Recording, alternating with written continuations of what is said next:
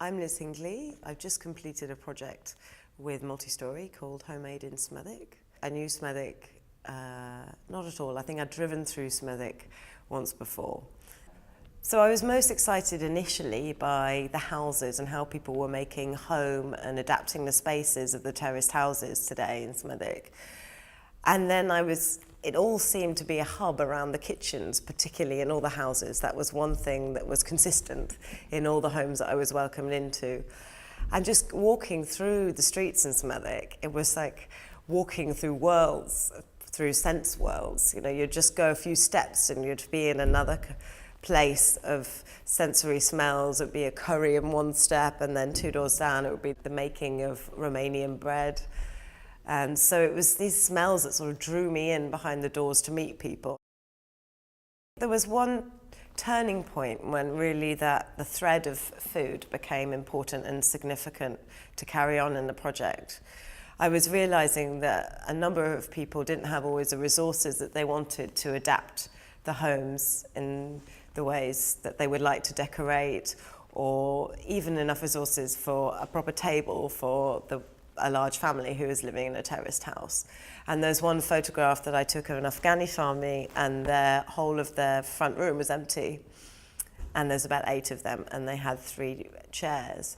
But they cooked me the most amazing biryani meal. We all sat there on the few chairs, and it was so delicious. I was taken to another place, and they spoke about Afghanistan and the feeling of how you would eat it in Afghanistan.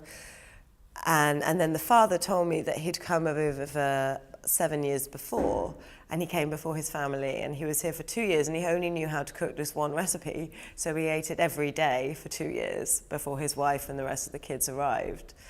And then his wife started cooking pasta because the kids were having pasta at school, and that's what they like, and she'd never cooked pasta before she came to Smethwick. And so the favourite recipe of their youngest son was pink pasta, tomato and bolognese with pasta. I think that's one of the stories that was a real highlight for me, that tells how the food is so important in the journeys around Smethwick.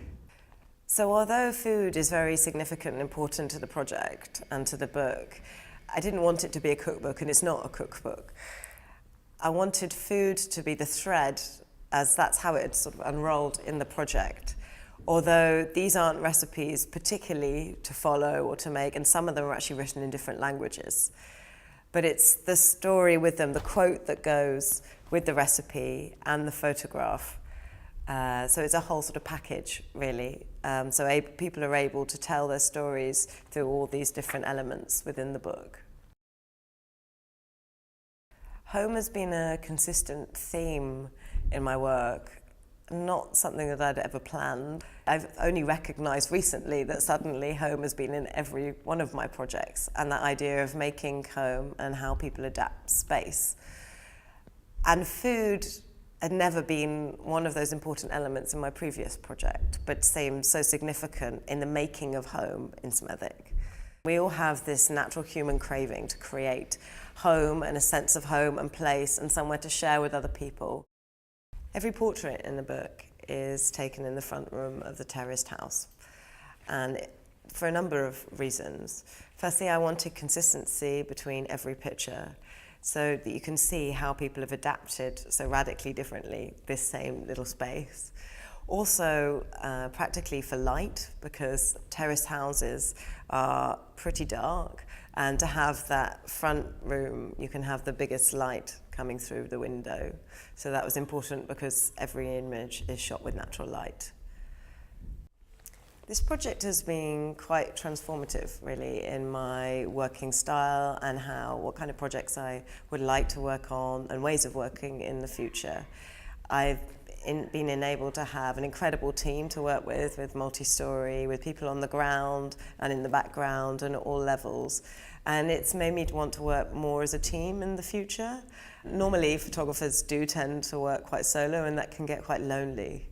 And you don't have other people to bat around ideas with in the same way as I've had the chance to with Multistory. And also I think the engagement with people on the ground has gone much further because I've been with Laura, who was sort of my right-hand woman everywhere that I went. And I think the idea of food and the people that we met and the way the whole project's evolved is such a collaboration with Multistory and the people of Smethwick. So I'd studied painting initially, but I was laboriously slow at doing it and very particular. And then I picked up a camera when I was doing my art foundation, and I realized I could do a painting in one snap.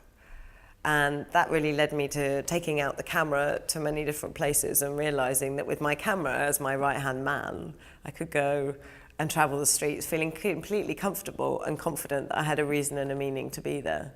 I'm not really the sort of photographer who takes photographs all the time. I take the camera out with me when I'm doing a project and when I have a reason and a meaning to take photographs. I'm hopeless on holidays. I never take photographs on holidays. But for me, the photographs, to have that value now, when in a world where we're so saturated with images and everybody can take a good photograph, there has to be a story behind it and a meaning to why I'm taking the photograph.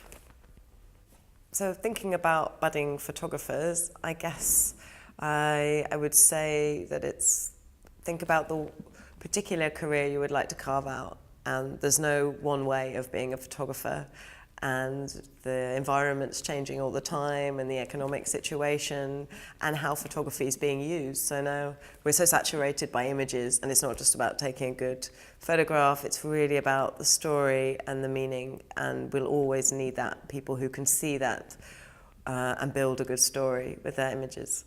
We still need people making significant bodies of work and stories which can become an archive for the future and really document the time now before it disappears. And I think what Multistory are doing so well, and in such different ways, is looking at the places and the history and capturing things before they disappear, and people while they're around now and reflecting on the past and also looking at the present and what's going on through lots of different formats. So through photographs, through sound, through film, and putting together bodies of archives. So I think that's what photographers should be looking at doing now, and we always need that. So what's very exciting for me is knowing that now Homemade in Smethwick will be given to all the local people who are involved, and also will be put in archives in Smethwick, the local area, which will be around for years to come.